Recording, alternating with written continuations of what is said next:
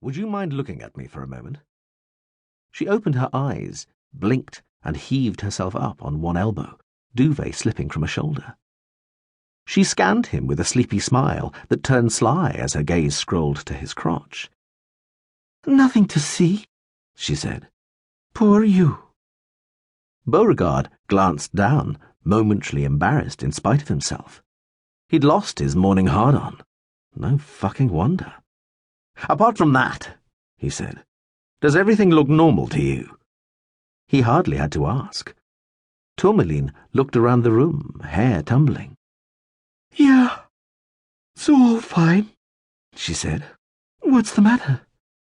"Come here a minute," said Beauregard. "I don't want to." "Do it for me, please." He put some steel in his voice.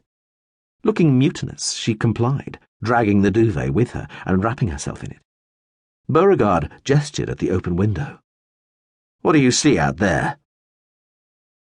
Tourmaline gave a muffled shrug. "Sunrise?" she said. "What does the sun look like to you?" Beauregard asked. "A round coppery disk, somewhat like a penny?" "What's a penny?" she mumbled. Then, "Yeah, round and bright and reddish, I suppose."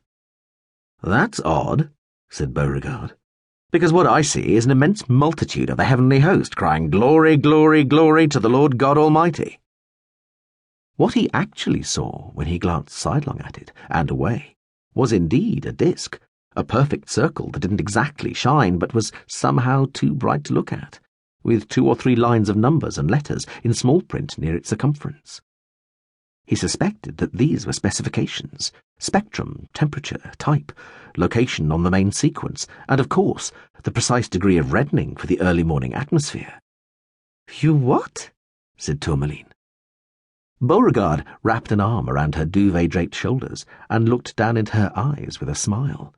A little warily, as if not sure of his sanity, she smiled back. "You all right?" she asked.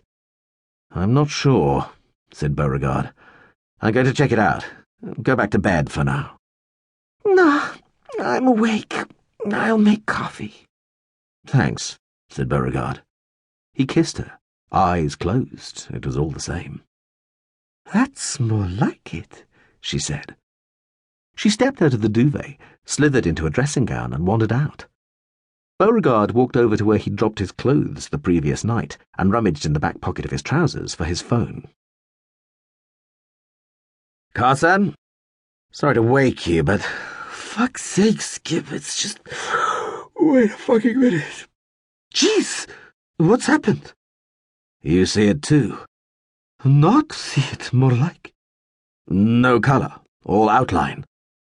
"Yeah, what the fuck? I mean, what the fuck?" "I don't know what the fuck," said Beauregard, "but at least now I know it's not just me."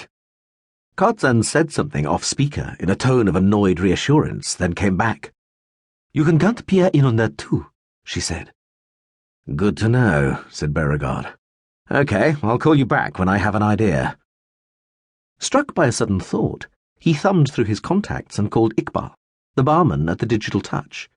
The phone rang for almost a minute. "Morning," said a resentful voice. "We're closed."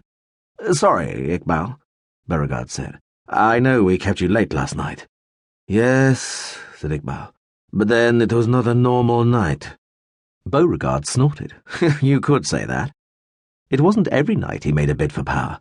"But, sorry if this sounds strange, but does this look like a normal morning to you?" "Sure," said Iqbal. "Everything's as it should be, as far as I can see." He sounded sleepy, confused, perhaps hungover. "I mean, shouldn't it be?" No, said Beauregard. "Forget it. Sorry I asked. Get back to a well-earned sleep, and sorry again to disturb you."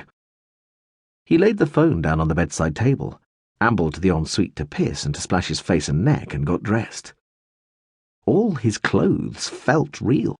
The final groin adjustment tug of underpants, the wiggled squirm of socks, the matching of tightness to tendon comfort while lacing up boots. But the sight of the garments was unsettling. It occurred